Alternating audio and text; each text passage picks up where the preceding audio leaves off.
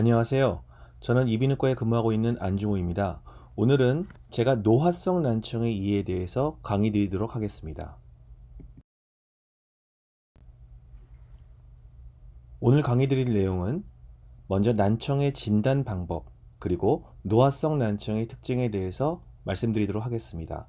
다음 시간에는 이러한 노화성 난청을 치료하는 여러 가지 방법에 대해서 말씀드리도록 하겠습니다. 먼저 난청의 진단에 대해서 말씀드리도록 하겠습니다. 귀의 구조에 대해서 간단히 설명드리도록 하겠습니다. 귀는 크게 외이와 중이 그리고 내이로 이루어져 있습니다. 외부에서 소리 자극이 들어올 때 그 소리는 먼저 귓바퀴에 도달하고 소리가 외이도를 타고 고막을 진동시키게 되면 고막에 연결되어 있는 세 개의 이소골이 지렛대 원리로 소리를 더 크게 증폭시켜서 달팽이관에 전달합니다. 그러면 달팽이관에서는 물리적인 소리를 전기적인 소리로 바꾸는 역할을 해서 그 전기적인 신호를 청신경을 통해서 뇌로 전달해서 비로소 어떤 소리인지를 알아듣게 됩니다. 오른쪽에서 보시는 것처럼 귀는 효율적으로 외부의 소리를 잡도록 만들어져 있습니다. 물론 소리를 잘 듣는다고 알려져 있는 쥐나 토끼의 귀는 더 크기 때문에 더 많은 소리를 더 듣는다고 알려져 있죠. 귀의 기능은 크게 두 가지로 이루어져 있습니다. 그림에서 보시는 것처럼 달팽이의 머리와 달팽이의 집처럼 생겨 있는데 왼쪽에 있는 것이 전정기관이고 오른쪽이 우리가 흔히 달팽이관이라고 말하는 와우관을 의미합니다. 전정기관은 균형을 잡는 역할을 해서 평형 기능을 담당하고 있고요. 이 달팽이관은 청각 기능을 담당하고 있어서 소리를 듣게 됩니다. 너무나도 유명한 작곡가인 베토벤에 대한 간단한 상식을 말씀드릴까 합니다. 로맹 롤랑은 신이 인간에게 가장 잘못한 일이 있다면 베토벤에게서 귀를 빼앗은 것이라고 할 만큼 베토벤의 난청은 작곡가로서 너무나 치명적인 불행이었습니다. 베토벤은 26세 정도부터 청력이 떨어져서 이후 완전히 청력을 잃게 되었는데 그 원인에 대해서는 여러 가지 어, 많은 이유가 분분한데 너무 음악을 많이 해서 소음성 난청이 생겼나? 뇌수막 위험이 생겼을까? 어릴 적부터 선천적인 매독에 걸렸을까? 폭행을 당했나? 이경화증이 있나? 이런 여러 가지 썰들이 난무합니다. 한 가지 흥미로운 사실은 커피는 청력을 보호한다는 여러 가지 논문도 보고되고 있긴 한데 베토벤은 커피를 너무너무 사랑했다고 합니다. 특히 베토벤은 커피를 마실 때 원두를 꼭 60알씩 세서 맞춰서 마실 정도로 커피 매니아였다고 하는데 그런 점은 좀 흥미로운 것 같습니다. 난청이 일으킬 수 있는 여러 가지 상황에 대해서 말씀드리도록 하겠습니다. 아무래도 남자가 소음 노출이 될 가능성이 높기 때문에 남자에서 난청이 흔하고요. 특히 우리나라 같은 경우에는 남자들이 병역 의무를 지고 있기 때문에 소음성 난청이 더 높은 비율로 나타남을 알 수 있습니다. 또한 당뇨병에서 난청 빈도가 그렇지 않은 환자에 비해서 2배 정도 높은 것으로 알려져 있고 난청 환자들이 병원을 입원하는 가능성도 32%가 증가한다고 합니다. 사망률 역시 난청이 위험도를 증가시키는 것으로 알려져 있고 신부전 환자, 한방에서는 예로부터 신장의 모양과 귀의 모양이 비슷하기 때문에 신장이 안 좋으면 귀가 안 좋을 것이라고 예측을 했는데 흥미롭게도 만성 신장병 환자에서 신부정 환자에서 43%나 높은 난청 빈도를 보이고 있다고 합니다. 또한 심혈관 질환이 심할수록 혈관에 문제가 생겨서 퇴행성 질환으로 인해 달팽이관으로 가는 혈관에 문제가 생길 수 있고 이로 인해서 조기에 난청이 발생할 위험도가 있고요. 난청이 생기는 분들의 가장 큰 문제점 중에 하나인 우울증이 흔히 동반되고 흡연은 난청의 주적입니다. 그래서 흡연이 난청을 일으킬 가능성은 70% 정도로 보고되고 있고 알츠하이머 및 치매 확률도 역시 난청에서 5배 이상 높습니다. 난청 환자들이 특이하게 넘어질 확률이 높은데 이 이야기는 길을 걷다가 주변에서 오는 자동차나 위험물을 미처 인지하지 못해서 놀라서 넘어지는 것을 감안한 게 아닐까 그렇게 생각하고 있습니다. 이것을 보면 난청이 우리가 살아가는데 얼마나 문제를 일으키고 위협을 주는 요소인지를 알 수 있을 것 같습니다. 난청의 종류로는 크게 감각신경성 난청, 그러니까 달팽이관이나 청신경에 문제가 있어서 못 듣는 난청이 있고, 전음성 난청, 내가 들어야 되는데 들리는 경로, 예를 들어서 귓구멍이 귀지로 꽉 막혔으면은 달팽이관은 정상이더라도 못 들을 수 있겠죠. 그러한 소리가 전달되는 과정의 난청인 전음성 난청이 있습니다. 감각신경성 난청에는 노화성 난청, 소음성 난청, 돌발성 난청 등이 있고요. 전음성 난청은 중이염 혹은 고막천공, 그리고 이경화증, 그 고막에서 달팽이관을 연결시켜주는 이소골 사이에 뼈들이 굳어서 생기는 병을 이경화증이라고 하는데, 이런 병들에 의해서 전음성 난청이 생깁니다. 이번 강의에서는 노화성 난청에 대해서 주로 말씀드리도록 하겠습니다. 소리의 정의에 대해서 간단히 말씀드리도록 하겠습니다. 소리, 즉 사운드는 진동에 의해서 형성되어 파동의 형태로 전달되는 것을 말하고요. 오른쪽 아래 그래프에서 보시듯이 웨이브의 형태로 전달됩니다. 주파수, frequency는 1초당 이 한 번의 웨이브의 숫자를 의미하는데, 사람의 가청 영역은 대략 20에서 2만 허르츠 정도로 말을 합니다. 우리가 대화할 때 사용하는 주파수가 1000에서 2000 허르츠 정도 되거든요. 그러니까 생각보다 굉장히 많은 가청 영역을 가지고 있는 것을 알 수 있죠. 그렇지만 난청이 진행되거나 어떤 문제가 생기게 되면 이러한 들을 수 있는 주파수 영역은 점차 줄어들게 됩니다. 피아노에서 한 옥타브, 두 옥타브 말을 하는데, 옥타브의 개념은 주파수가 2배 높은 소리가 한 옥타브 높다고 아시면 될 것 같고요. 소리의 강도를 말씀드리자면 단위 면적당 가해지는 음파의 힘, 즉 음압을 의미하는데, 이를 가리키는 것은 세 가지 개념이 있습니다. 0dB SPL, 사운드 프레셔 레벨이 있고요. 0dB HL, 히어링 레벨이 있고, 0dB SL, 센세이션 레벨이 있습니다. 먼저 SPL을 말씀드리면 말 그대로 물리적인 힘을 의미하는데, 0dB SPL은 제곱센티미터당 0.0002 다인의 물리적인 힘을 의미합니다. 반면에 0dB 히어링 레벨 HL은 어떤 절대값을 가진 소리가 아니고요. 이 사람은 정상 청력을 가졌습니다 라고 생각하는 청년에서 각 주파수별 들을 수 있는 역치의 평균값을 말합니다. 그러니까 0dB이 0이라고 꼭 0점이 아니란 얘기죠. 또한 0dB 센세이션 레벨 SL은 일반적인 정상 청력을 가진 청년에서 측정을 한 0dB HL과 달리 개개인별로 들을 수 있는 최소값을 0으로 잡았습니다. 그러니까 0dB SL은 나의 0dB SL과 다른 사람의 0dB SL은 다를 수가 있는 거죠. 그래서 보통 우리가 청력 검사를 할 때는 절대값을 사용하지 않고 0dB HL을 가지고 청력 측정을 하게 됩니다. 사운드, 소리는 주파수, 진폭, 위상, 이 세 가지에 의해서 특징이 결정됩니다. 먼저 주파수란 건 아까도 말씀드렸지만 1초당 몇 번의 웨이브가 있는지, 몇 번의 사이클이 있는지를 말씀드리는 거고요.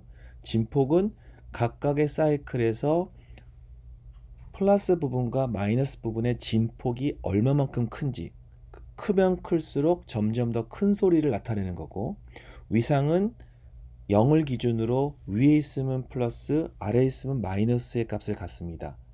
예를 들어서 우리가 흔히들 많이 사용하는 소음 차폐형 헤드폰, 노이즈 캔슬링 헤드폰 같은 경우는 외부의 소리와 위상을 반대로 만드는 소리를 헤드폰이 만들기 때문에 외부에서 들려오는 소리를 같은 위상 플러스 값과 위상 마이너스 값을 서로 부딪히게 해서 없애버리는 거죠. 그래서 외부 소음을 줄여주는 그런 원리로 만드는 것입니다.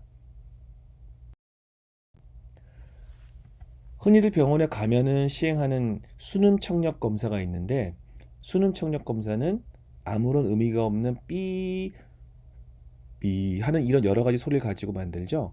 여기서 우리가 이제 이 수능 청력 검사를 어떻게 이해하면 좋은지를 아는 게 중요한데요. 먼저 X축을 보시면은 주파수입니다. 250, 500, 1000, 2000, 4000, 8000 같이 오른쪽으로 갈수록 점점 더 높은 주파수를 의미하고요.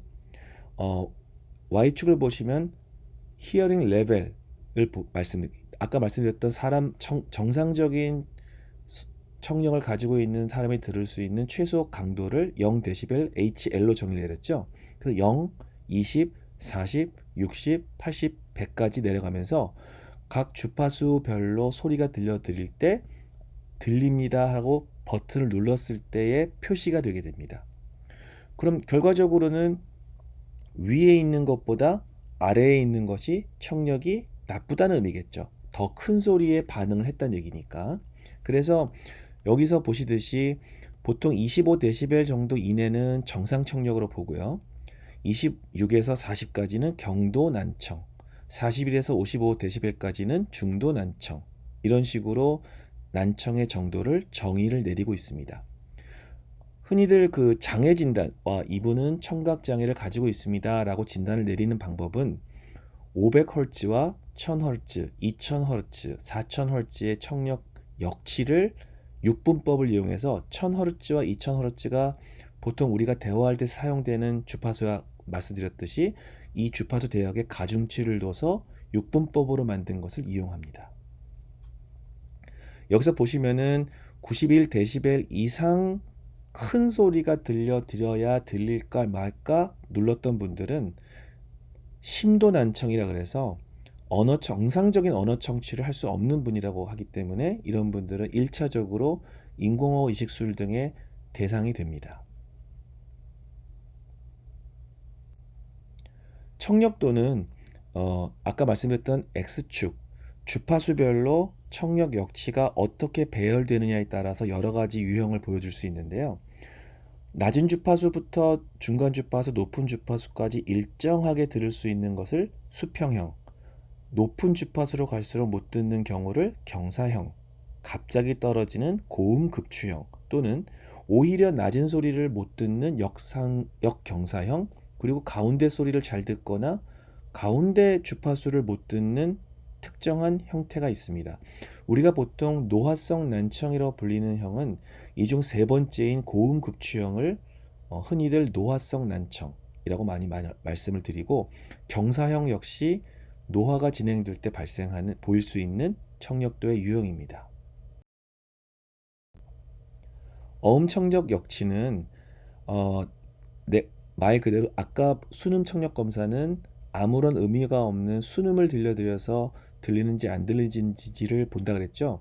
이런 경우는 직접 말소리, 음소나 단어, 문장을 자극음으로 이해하고 따라할 수 있는지를 보는 청력 검사입니다. 그래서 수능 청력 검사 같은 의미 없는 순음에는 잘 듣더라도 어떤 말인지 이해하는 능력이 떨어져 있는 분들이 있거든요. 그래서 그런 거를 봐서 점수가 높으면 이분은 지금 수능 청력 검사에선 비록 점수가 낮지만 보청기를 쓰면 잘 들을 수 있겠구나, 또는 수능 청력 검사는 괜찮은데 어음 청력 검사 결과가 너무 나쁜 경우는 오히려 말을 알아듣는 능력에 문제가 있는가, 청신경에 문제가 있나, 뇌에 문제가 있나, 이런 생각을 하게 됩니다. 다음으로는 노화성 난청의 특징에 대해서 말씀드리도록 하겠습니다. 서울 아산병원 건강증진센터를 방문한 일반인의 청력을 분석해 보았는데요. 2002년부터 2003년까지 방문했던 76,141명, 남자 44,499명과 여자 31,642명을 분석했습니다. 청력도는 1000, 2000, 3000, 4000Hz의 평균 청력 역치를 기준으로 했고요. 노화성 난청의 정의는 평균은 어느 정도 괜찮은데 고음, 즉 4000이나 8000Hz의 평균 청력 역치가 40dB 이상인 경우를 노화성 난청으로 정의를 내렸습니다. 평균 청력도 우측을 보시면 점점 나이가 증가할수록, 노화가 진행될수록 평균 청력은 나빠지는 것, 값이 클수록 더 큰 소리에만 반응한다는 얘기니까 나쁘다는 얘기거든요. 나빠지는 것을 알 수 있고, 보시면은 남자에 비해서 여자가 좀 적게 난청이 진행되는 것을 알 수 있습니다. 왼쪽도 마찬가지인데 역시 나이의 증가에 의해서 난청이 진행되는데 여자가 남자에 비해서 난청의 정도가 좀 적습니다.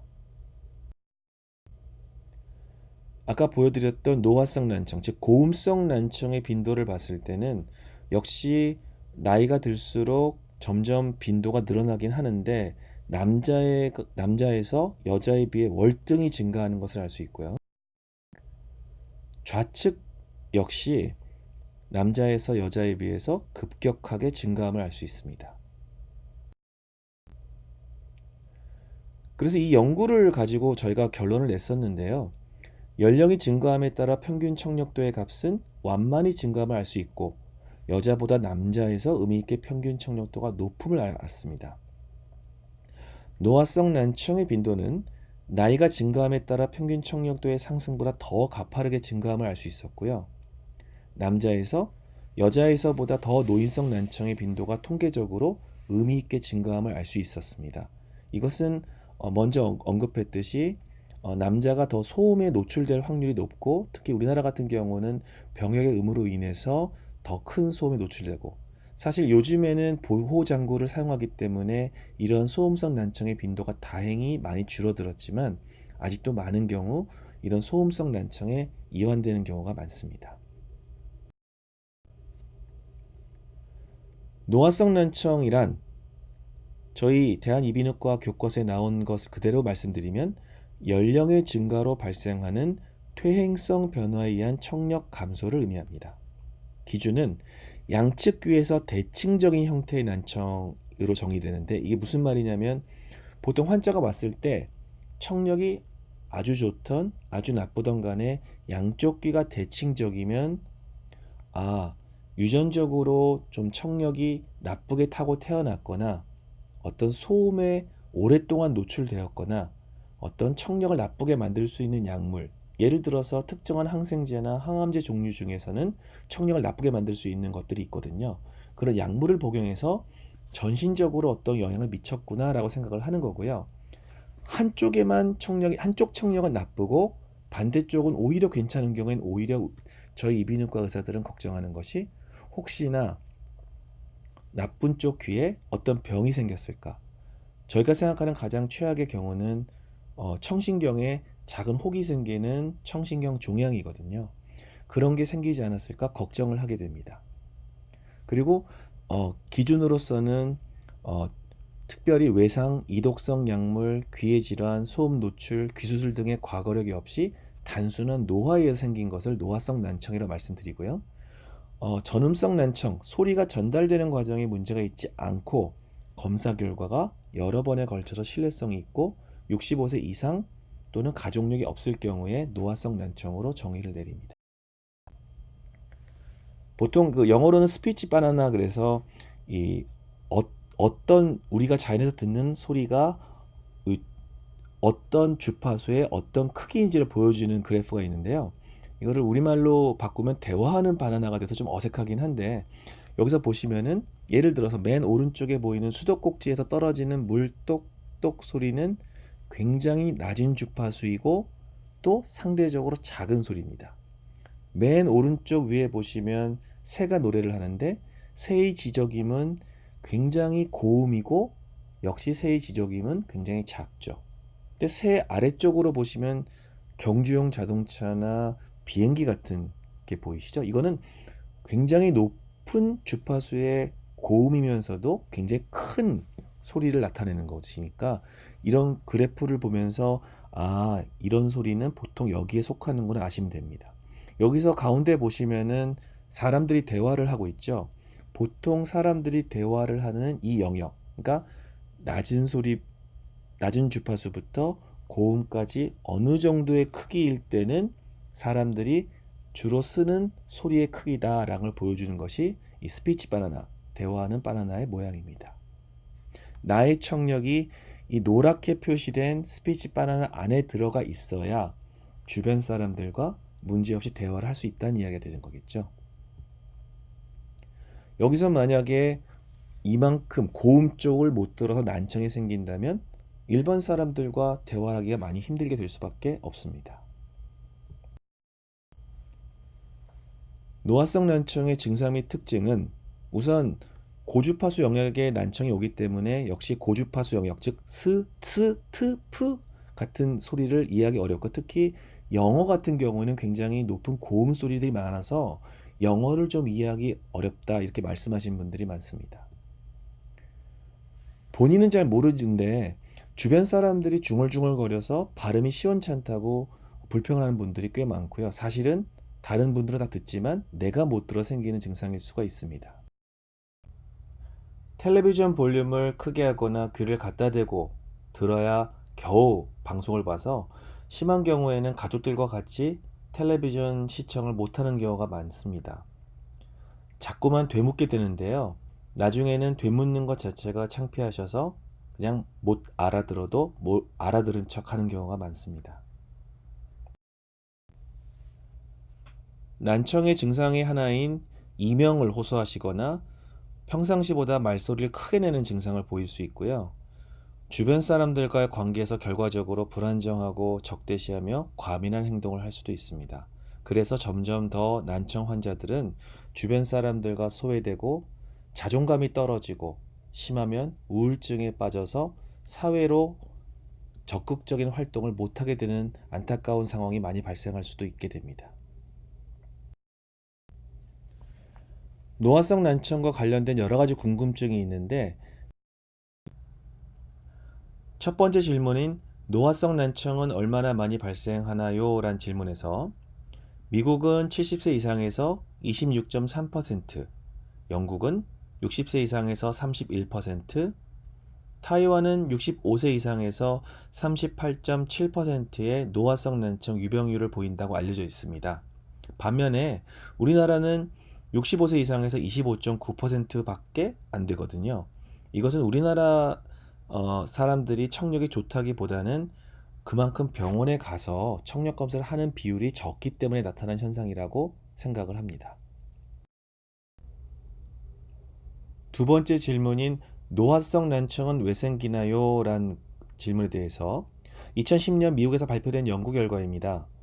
3,753명의 정상 청력을 가진 사람에서 10년 동안 추적 관찰을 했는데요. 이러한 정상 청력을 가진 사람이 10년이 지난 다음 난청으로 진단받을 확률이 37.2%나 되는 것을 보고하였습니다. 생각보다 굉장히 높은 수치라고 생각합니다. 또한 노화성 난청의 원인으로는 유전자의 변화를 들 수 있는데요. 유전자가 복제될 때 사용되는 텔로미어의 길이가 점점 짧아져서 정상적인 유전자 복제가 더 이상 일어나지 않을 때 노화가 일어나게 됩니다. 또한 유전자 자체가 손상되거나 잘못된 유전자가 쌓여서 문제가 일어날 수도 있고요. 세포 내 소기관, 즉 미토콘드리아가 망가지거나 변성이 일어나서 노화가 발생하기도 합니다.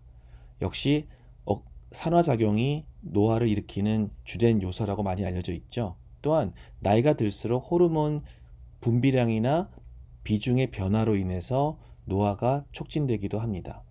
이 모든 것이 쌓여서 노화로 이루어지는 것이라고 아시면 될 것 같습니다. 청력이 나쁘면 건강에 어떤 영향을 미치나요? 라는 질문에서는 앞서 여러 번 언급했듯이 사회에서의 소외가 되고 자신감이 결여되고 실생활이 불편하고 대뇌 자극이 대뇌 자극이 청각 신호가 적기 때문에 자극이 되지 않아서 치매 위험성이 증가되는 것으로 알려져 있습니다. 네 번째 질문인 노화성 난청의 조기 진단은 어떻게 하나요? 이 표를 보시면은 진단을 하실 수 있을 것 같은데요. 표는 전부 10개의 항목입니다. 10개의 항목에서 예, 가끔씩, 아니요로 점수를 내보시고 내가 어느 정도 나쁜지를 아시면 될 것 같습니다. 예를 들어서 이 표에서 점수를 매겼더니 10점 이상이 나온 경우에서는 한 50% 정도의 분들은 난청이 있는 분들이다, 이렇게 이해하시면 되고요. 만약 이 강의를 보시는 여러분들이 몇 점을 받으셨는지 궁금합니다. 다섯 번째 질문은 노화성 난청은 어떻게 치료하나요? 입니다. 안타깝지만 이미 손상되어 있는 청력을 회복할 수 있는 방법은 아직까지 개발되어 있지 않습니다. 그렇기 때문에 무엇보다도 불필요하게 난청이 진행되지 않도록 예방을 하고 난청이 발생한 것을 조기에 진단하는 노력이 중요합니다. 만약에 난청이 확인된다면 당연히 청력 제어를 위해 힘써야 하는데요. 우선 대화를 잘하기 위해서는 불필요한 배경 소음을 줄이는 것이 중요하고, 말을 하는 상대방의 입술을 보거나 행동을 보면서 무슨 말인지 이해하려고 노력하는 것이 중요합니다. 가능하다면 적극적으로 보청기를 착용하거나 중이식 그리고 인공호흡 수술을 시행할 수도 있습니다. 마지막 질문입니다. 노화성 난청은 어떻게 예방할 수 있나요? 라는 질문에 대해서는 먼저 과도한 소음 노출을 예방하는 것이 무엇보다 중요합니다. 만약 시끄러운 작업장에서 일을 해야 되는 상황이라면 보호장구를 사용해서 불필요한 소음이 귀에 들어가는 것을 막아야 합니다. 심혈관계 질환이 있는 분들이 난청이 생길 위험도가 높다고 말씀드렸죠. 그렇기 때문에 뇌졸중, 심근경색, 고혈압, 고지혈증, 당뇨 등이 있는 경우는 철저하게 관리하는 것이 중요합니다. 역시 고지방 식이를 제한하거나 저칼로리 식사를 하는 것이 중요할 수 있고요. 항산화제 식품을 섭취하는 것이 좋다는 보고도 있습니다. 알파리포산이나 코엔자임 Q10이 알려져 있지만 얼마나 크게 예방하는지에 대해서는 정확하게 알려져 있지는 않습니다. 아스피린을 복용하면 좋다는 의견도 있는데 이 역시 정확하게 알려져 있지는 않습니다. 흥미로운 사실은 적절한 소음은 노화성 난청을 오히려 예방한다고 하는데요. 여기에 대해 설명을 잠깐 드리자면, 우리의 감각기관은 너무 많이 써도 나빠질 수 있지만 너무 안 써도 오히려 나빠질 수 있습니다. 그래서 노화가 되지 않으려고 너무너무 조용한 곳에 있으면 오히려 귀가 나빠질 수 있다는 얘기가 될 수 있고요. 적절하게 귀를 망가뜨리지 않을 정도의 적절한 소음을 듣는 것은 오히려 귀 건강을 지킬 수 있다고 알 수 있어요. 그러니까 평소에 아름다운 음악이나 좋은 소리들은 적극적으로 들으시는 것이 좋습니다. 네, 이상으로 강의를 마치겠습니다. 지금까지 경청해 주셔서 대단히 감사드립니다.